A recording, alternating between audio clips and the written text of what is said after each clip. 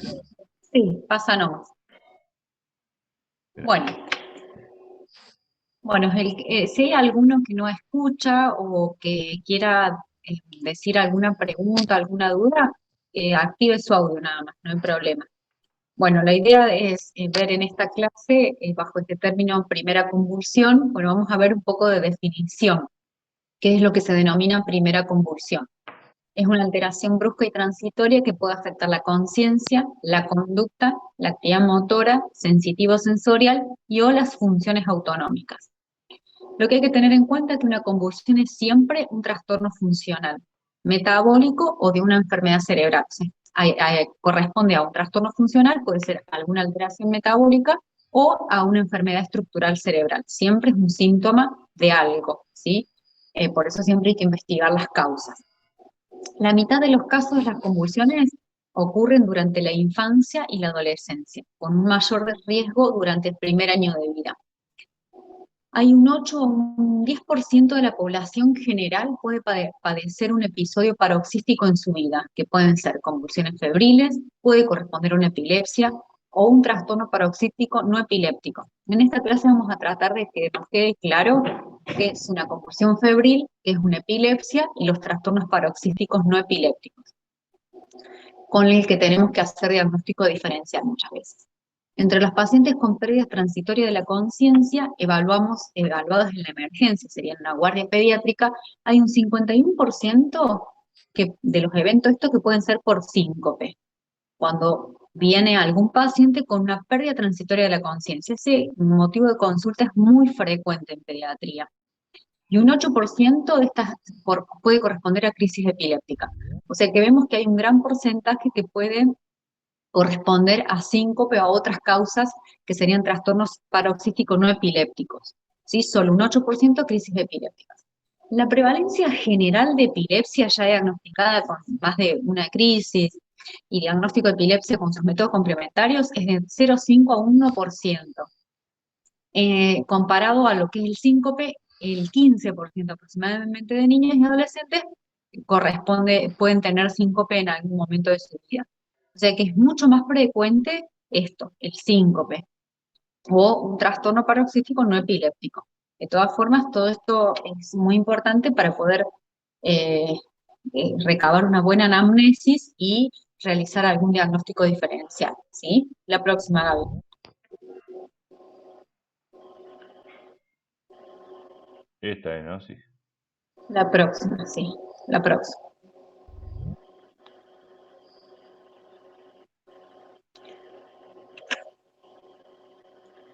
Bueno, ¿Esta o esta?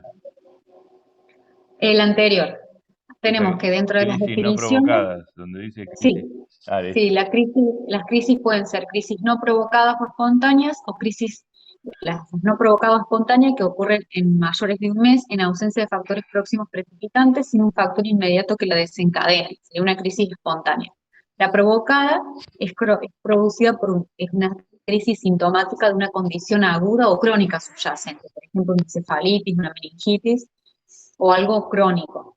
Y la crisis epiléptica es la ocurrencia de signos y síntomas transitorios, motores, sensitivos, sensoriales, como habíamos mencionado antes, autonómicos de la conciencia, resultante de la excesiva descarga de un grupo de neuronas. Que este tipo de crisis epiléptica pueden ser parciales o focales o generalizadas. En el caso de las parciales o focales, están relacionadas a la sintomatología que se evidencia desde un lóbulo de una zona determinada del cerebro, frontal, parietal, temporal o occipital. En cambio, las generalizadas a veces se inician en un lóbulo, pero se generalizan y afectan al resto del cerebro. Por eso son tónicas, clónicas o tónico-clónicas o mioclónicas o ausencias. La próxima, Gaby. Ahora la otra. esta, ¿no? Dentro de Sí, sí, la próxima. Sí. tarda. Epilepsia no. Esta está incluida. Sigo. Ya hablamos de las definiciones. Dentro del diagnóstico de una primera convulsión, una vez que uno habla de los conceptos, ya los dijimos, el diagnóstico debemos realizar una descripción de las características muy minuciosa de del primer episodio, de la primera convulsión. Se interroga sobre la crisis, las situaciones o eventos anteriores al episodio. debemos realizar una evaluación del estado general y neuropsicológico del niño o del adolescente, evaluar el estado madurativo, la historia personal, si tiene antecedentes de prematurez, de alguna otra enfermedad neonatal, antecedentes familiares de convulsiones, el registro de la actividad electroencefalográfica, que es importante realizar el electroencefalo, que ya lo vamos a ver, es uno de los métodos diagnósticos. En el caso de crisis que sean presuntamente sintomáticas, debemos realizar tomografía o resonancia de cerebro, porque bueno, tenemos que ver la estructura cerebral en ese caso. Son muy importantes para decidir el diagnóstico, tenemos que realizar todo un proceso para que sea fidedigno y podamos tener un tratamiento racional y adecuado. ¿Por qué? Porque muchas veces hay subdiagnósticos o sobrediagnósticos, entonces se medican chicos que por ahí no tienen crisis, que van a volver o que no es tan claro el episodio. La próxima, Gaby. Bueno, dentro de las convulsiones tenemos con fiebre y sin fiebre. Las con fiebre son síntomas de un trastorno funcional, convulsiones febriles simples o atípicas, síntomas de una enfermedad que puede ser meningitis o encefalitis. Que después vamos a ver, las con fiebre pueden ser simples o complejas. Las sin fiebre son síntomas de un trastorno funcional de origen epiléptico, o sea, una primera crisis de origen no epiléptico. Puede ser una primera crisis de origen epiléptico o de no epiléptico. El no epiléptico son los espasmos de sollozo, los síncopes, la parasomnia o la pseudocrisis, que puede presentarse como una convulsión sin fiebre o como un episodio de hiperexcitabilidad y eso. O a su vez tener síntomas de enfermedad cerebral, ¿sí? O sea, pueden ser síntomas de trastorno funcional o de una enfermedad cerebral. Llámese enfermedad cerebral, nosotros le llamamos mucho en pediatría lo que son las encefalopatías crónicas no evolutivas, las enfermedades metabólicas, las alteraciones congénitas como o microcefalia, todo eso son síntomas de enfermedad cerebral. La próxima, Gaby. Las convulsiones febriles, como dijimos, pueden ser febriles simples o complejas. Lo que sí es importante saber que las convulsiones febriles es el evento convulsivo más frecuente. O sea, nosotros, estando en cualquier guardia pediátrica o cualquier guardia de medicina general, podemos encontrar entre un 3 y un 5% de prevalencia de convulsiones o como primer evento de primera convulsión que sea febril. O sea que siempre que viene un paciente con pérdida de la conciencia, alteración motora o sensorial o sensitiva, siempre hay que tomar la temperatura para ver si esto entra en convulsión febril o sin fiebre. Muchas veces las convulsiones febriles podemos tener un paciente que entra sin fiebre, pero a las 2 horas o dentro de próximas horas hace fiebre y se considera el episodio como convulsión febril. Las simples son generalizadas, son breves, duran menos de 10 minutos, no recurren dentro de las 24 horas, o sea, solo es un episodio. Se dan niños sin trastornos neurológicos de base, con desarrollo psicomotor normal y sin crisis afebriles previas, o sea, sin crisis de convulsiones afebril previa. En cambio, las complejas son parciales, focales o lateralizadas. Son más prolongadas, duran más de 10 minutos, pueden ser repetidas durante la misma enfermedad febril. Hay una recuperación lenta de la conciencia, a veces hay una anormalidad postvital transitoria y se asocia por lo general a déficit neurológico previo. O no, puede ser que el paciente previamente no haya tenido nada y tenemos una convulsión febril compleja, también está ese evento. La próxima, Gaby. Las convulsiones febriles y el desarrollo posterior de epilepsia es un poco lo que siempre los papás, y como es un evento de mucha angustia familiar, preguntan si el chico es epiléptico o no. Entonces lo que uno tiene que responderle es que sí, que depende de factores de riesgo que el paciente tenga, que el niño tenga. Las convulsiones febriles simples tienen un 2% y las complejas entre un 4 y un 15% de un desarrollo de epilepsia posterior. El retardo madurativo, la disfunción neurológica aumentan este riesgo, o sea, que eso es muy importante en el examen físico si hay un retardo madurativo en el niño o alguna disfunción neurológica previa. Los factores de riesgo más importantes son las crisis focales, las prolongadas o las repetidas en la misma enfermedad febril, que eso es el concepto de la febril compleja, ¿sí? Las focales, eso es el factor de riesgo más importante y prolongada. y que sean repetidas en el mismo episodio. Los niños sin factores de riesgo tienen solo un 2% de desarrollar epilepsia. Cada factor de riesgo aumenta un 5%, o sea, los niños con 2 o más factores de riesgo pueden tener un 15% del desarrollo de epilepsia posterior. Así que tener en cuenta eso, esa es la respuesta que hay que decirle a los papás, o recabar en la historia clínica sobre los factores de riesgo y cómo fue el episodio. Las convulsiones febriles simples y complejas difieren mucho en la base genética y la fisiopatogenia, por eso es muy importante eh, semiografiar y poder identificar y darle un nombre de simple o compleja. Y los antecedentes de convulsiones febriles en pacientes con epilepsia es del 5 al 20%. O sea, los pacientes que ya tienen diagnóstico de epilepsia tienen un 5 o un 20% de desarrollar convulsiones o episodios febriles de convulsiones durante las virosis, ¿sí? O cuando tienen fiebre. La próxima, Gaby.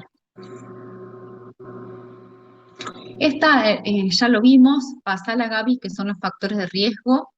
Es muy importante los menores de 18 meses, la edad de los 18 meses como recurrencia de convulsiones febriles.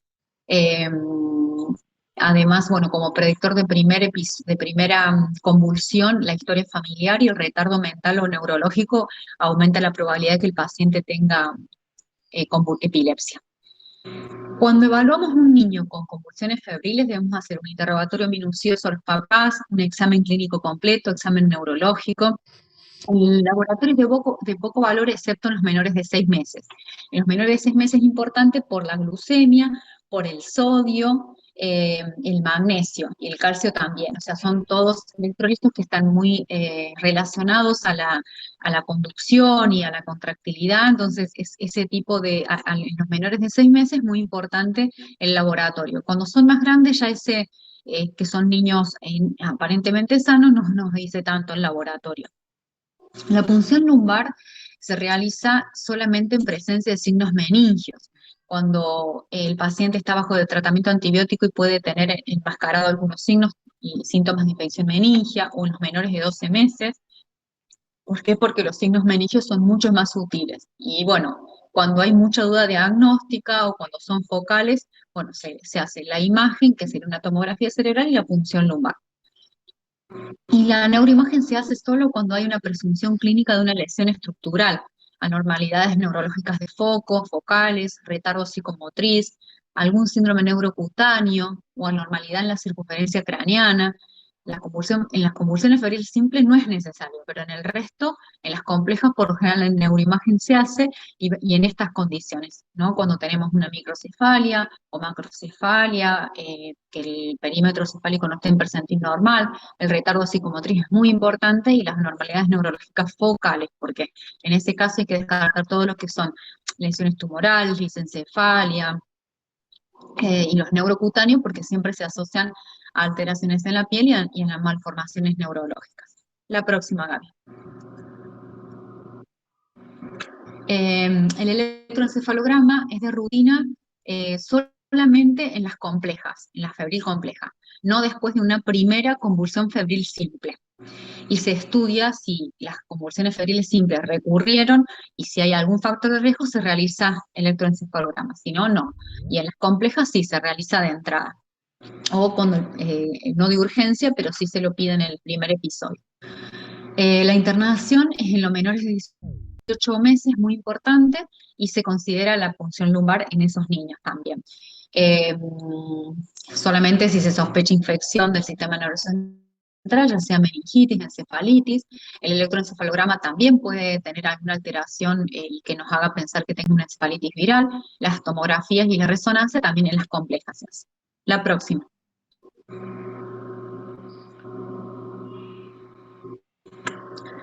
Bueno, el estatus febril es que, bueno, es una convulsión con fiebre que dura más de 30 minutos o convulsiones febriles sucesivas sin recuperación durante más de 30 minutos.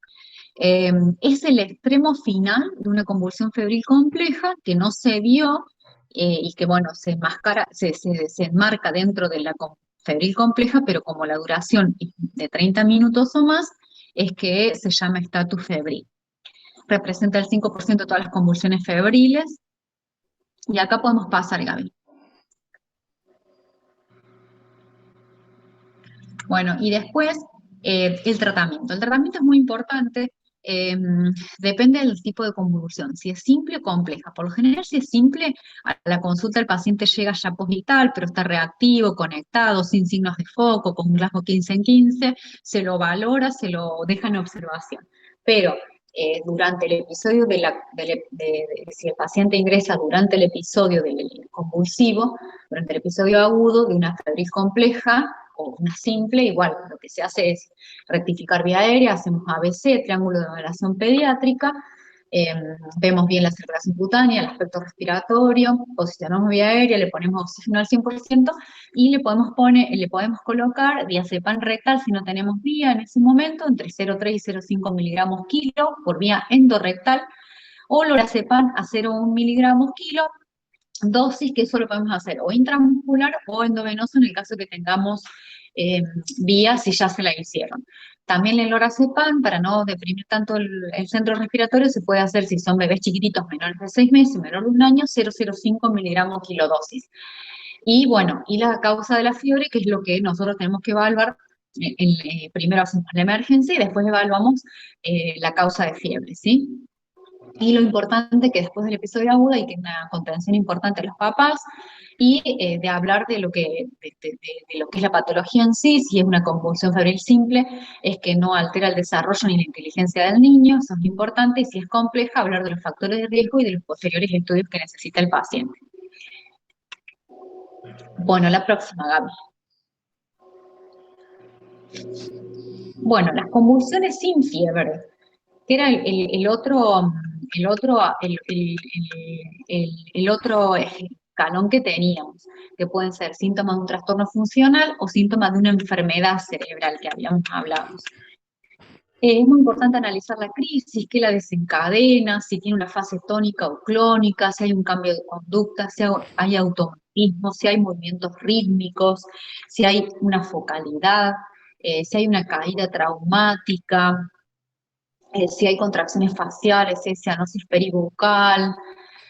Bueno, hay algunos signos que nos hacen pensar en que el paciente pueda tener un episodio, otros que no. Por ejemplo, si el paciente tiene los ojos cerrados durante toda la fase tónica, predice que el episodio es psicógeno no epiléptico y puede ser una pseudocrisis.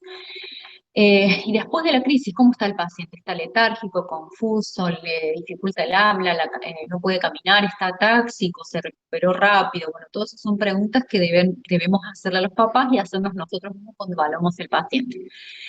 Son buenos indicadores de que la naturaleza es epiléptica o epileptogénica de una crisis si hay cianosis, hipersalivación y desorientación posictal. Si el paciente está desorientado, no sabe bien dónde está, cianosis peribucal o la saliva en exceso que no la pueden tragar durante el episodio. Eso nos habla de que la crisis es realmente epiléptica. La próxima, Gaby. Esto habla de las etiologías, las idiopáticas, que son un 65, un 70% en la infancia, en la que no hay una lesión estructural del cerebro, ni de otros signos o síntomas neurológicos, están genéticamente determinadas y son edad dependientes. Estos tenemos que están denominadas de acuerdo al rango etario, neonatales, infantiles, juveniles o del adolescente, y dentro de ellos están benignas, focales, centrotemporales, y del lugar pueden también llamarse occipitales, por ejemplo, o mioclónicas. Bueno, esas denominaciones por la Sociedad Argentina de Neurología o la Liga Argentina la Liga Internacional de Epilepsia cambia a veces. Pero bueno, lo que hay que saber es que las idiopáticas son muy frecuentes y que es probable que no tengamos una alteración estructural en la resonancia y que, bueno, son chicos que van a seguir con episodios, pero bueno, están genéticamente determinados y dependiendo de la edad va a tener su nombre y también su pronóstico. La próxima, Gaby. Las epilepsias sintomáticas son consecuencia de una o más lesiones estructurales cerebrales identificadas, o sea, sintomáticas a algo, secundarias a algo, que pueden ser agudas o pueden ser remotas o fitogenéticas. Por ejemplo, agudas tenemos cuando hay una enfermedad metabólica aguda, una galactosemia, tenemos varias enfermedades mucopoliosacaridosis, trastornos de beta-oxidación, las infecciosas, las tumorales, las postquirúrgicos o tóxicas. O sea, siempre hay algo que lo desencadena, postraumática. Las crisis sintomáticas remotas en realidad tienen que ver con la historia previa del compromiso del sistema nervioso central. En esto entran las encefalopatías hipóxico-isquémicas, las encefalopatías estáticas o progresivas, las displasias, las malformaciones, las infecciones, pueden tener hidrocefalia, bueno, son todas, lo que más nos hace pensar en esta sintomática remota son todas las causas de la neo, que ya se identifican desde el periodo neonatal. Las criptogenéticas probablemente son las sintomáticas, que se definen como síndromes, que se presumen sintomáticos, pero su causa no está identificada. Pero bueno, criptogenética es otro escalón que deberíamos tener en cuenta cuando no se encuentra otra causa. La próxima. Dentro de los métodos complementarios de las epilepsias sin fiebre, el electroencefalograma tiene un rol fundamental. Tenemos también el electroencefalo se pide en vigilia y bajo sueño, y con hiperventilación y con estimulación luminosa intermitente. Se pide de todas estas formas. Con deprivación de sueño es re importante porque muchas veces en un electroencefalo normal, en un electroencefalo de base no sale la alteración, pero con deprivación de sueño sí se ve. Y el videoelectroencefalograma es un registro del episodio clínico y de la actividad bioeléctrica que permite evaluar la crisis, pero también el periodo preictal y posictal. Acá es muy importante este método diagnóstico para diferenciar entre crisis epiléptica o trastornos paroxísticos no epilépticos, que a veces son de difícil diagnóstico diferencial. Las imágenes tenemos resonancia magnética nuclear, tomografía, angiografía para evaluar malformaciones, tumores, etc. También tenemos métodos complementarios funcionales como los SPECT o PET, resonancias magnéticas funcionales, que también en las alteraciones del metabolismo cerebral se evalúan mucho en pediatría y sobre todo en los últimos años para el diagnóstico prequirúrgico de la epilepsia. La próxima. ¿Cuándo uno puede solicitar estudios por imagen de una convulsión sin fiebre? De urgencia, en la guardia, en la emergencia, cuando hay un déficit posvital sin resolución rápida, cuando hay un compromiso prolongado de la conciencia, si el paciente está con depresión de la conciencia, con un rasgo que va entre 10, 11 y no se recupera fácilmente. Crisis focales en menores de 3 años, es muy importante. Y las condiciones predisponentes, por ejemplo, enfermedades hemorrágicas, que tenga alguna anemia, que tenga alguna enfermedad oncológica, alguna deficiencia, hidrocefalias o diagnóstico de alguna enfermedad vascular o un traumatismo del cráneo, por ejemplo, también. La próxima. Esto es como les había dicho antes, en menores de 6 meses sí nos sirve el laboratorio, glucemia, sodio, magnesio y calcio. En los adolescentes y niños solamente nos va a decir algo el laboratorio si tenemos vómitos, diarrea, deshidratación. Con compromiso de la conciencia prolongado, posictal o sospecha de una encefalopatía metabólica que tenga alguna otra cosa al examen físico del paciente. La punción lumbar solo se hace en pacientes con fiebre y convulsiones para descartar infección cerebral, que no tengan características de convulsión febril simple, como ya lo charlamos. Y los niños que tarden en recuperar la conciencia es algo que hay que tener en cuenta. O que con los días sea una convulsión febril compleja y que la repita y que el sensorio entre la crisis esté alterado, ¿sí? La próxima. La próxima, Gaby. El tratamiento del paciente con primera convulsión epiléptica, o sea, de que sea no un trastorno funcional y que sea sin fiebre, que se confirme el diagnóstico de crisis epiléptica, el tratamiento farmacológico, la decisión es muy importante de acuerdo a, teniendo en cuenta la causa de la crisis y el riesgo de recurrencia de cada paciente y su historia, ¿no? Sobre todo si tiene un segundo episodio. El primer episodio puede ser una crisis aislada y no necesariamente el comienzo de una epilepsia, y que tarden años en tener algún otro episodio o no la tiene más, o sea, eso puede ser una evolución. Después, bueno, después de un primer episodio puede ser que el paciente tenga crisis recurrente y ya se diagnostica una epilepsia, que de acuerdo a la edad o el tipo de hallazgo en el electroencefalograma se le pone su nombre y apellido. La epilepsia puede comenzar, o sea, de tres formas, de ser de crisis menores repetidas que pueden no ser reconocidas y subdiagnosticadas, o bien crisis severas recurriendo a cortos intervalos, o crisis aislada y ningún otro síntoma ni signo por meses y aún años, hasta otro episodio tras el cual después se tornan crisis frecuentes. Esa es toda la forma que podemos tener, por eso es muy amplio el abanico para poder diagnosticarlas, ¿sí? La próxima.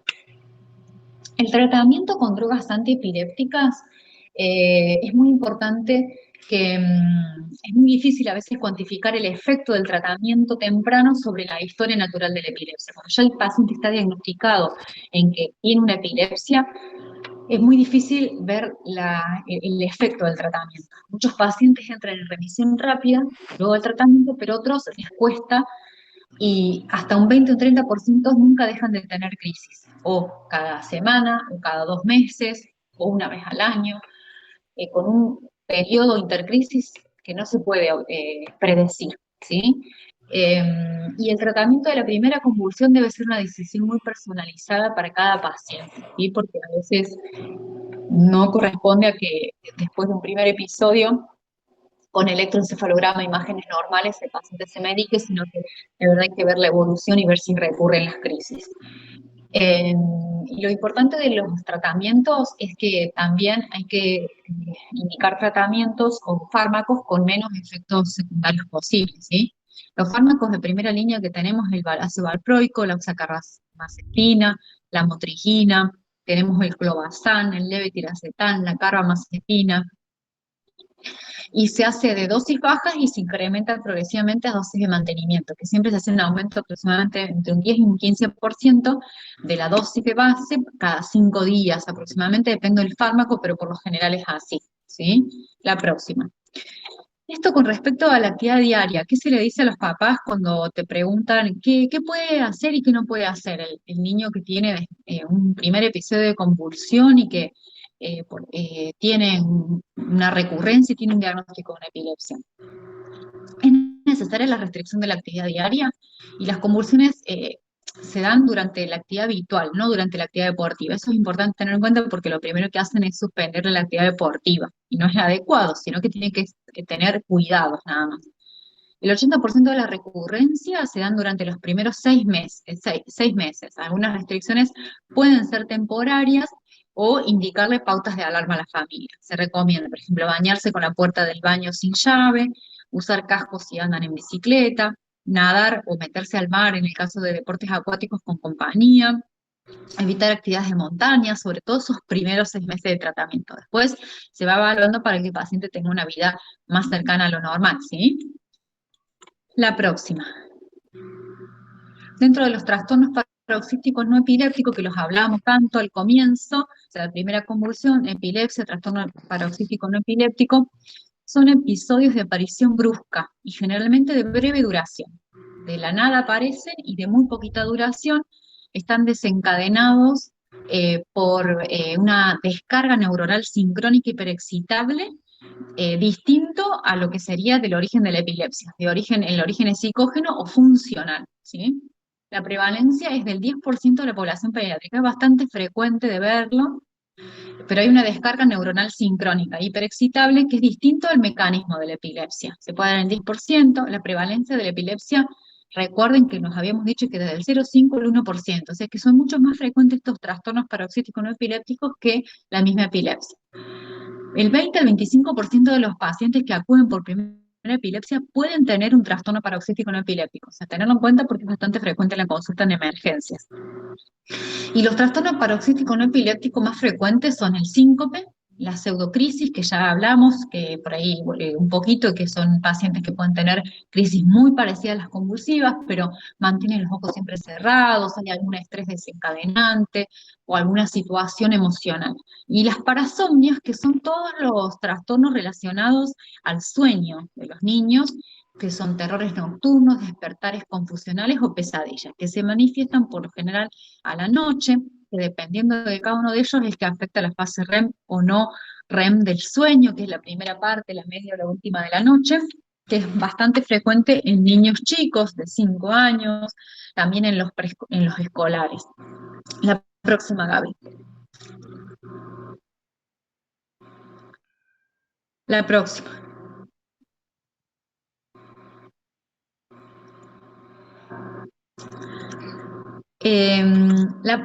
Quería como remarcar lo del síncope porque es bastante frecuente de ver en las guardias pediátricas, que es la modificación súbita y transitoria de la conciencia con una imposibilidad de mantener el tono postural que tiene una espontánea recuperación. El paciente se recupera rápido, no tiene posictal. Se inicia con mareos, palidez, a veces bradicardia, transpiración excesiva o una contracción tónica generalizada y o breves sacudidas mioclónicas. Esto es muy frecuente de ver. A veces está relacionado, se acompaña de sueño posterior, tiene una fase posictal mínima, pero se recuperan de todo y además recuerdan todo lo anterior de perder el conocimiento.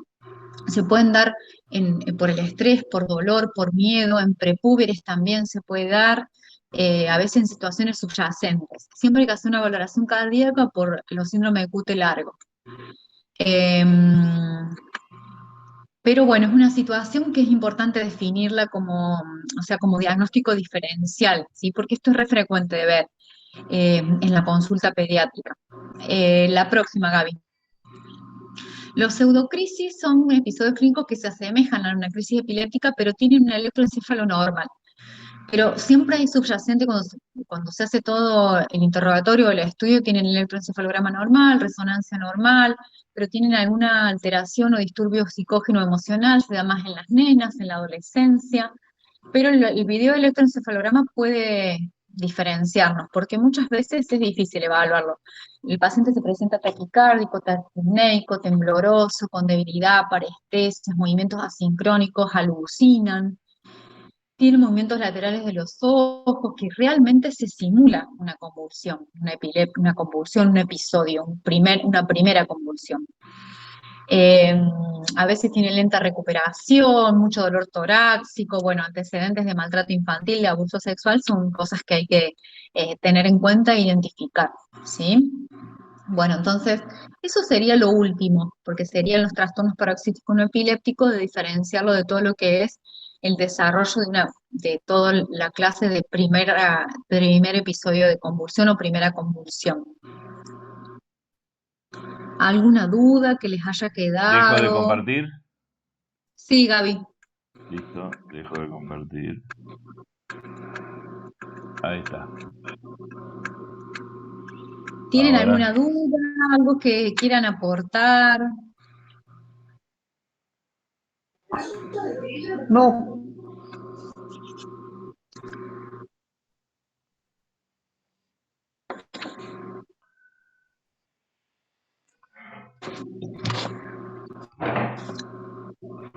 no, por ahí el síncope es bastante frecuente, están parados en un lugar mucho tiempo, en una Sí, iglesia, en un desfile, en los actos del en colegio. los actos del colegio, y se caen, Sí. pierden el Y tono eso muscular. muchas veces nos lo traen desde el colegio y bueno, poder identificar los signos bien propios de síncope de otro episodio de primera convulsión es importante.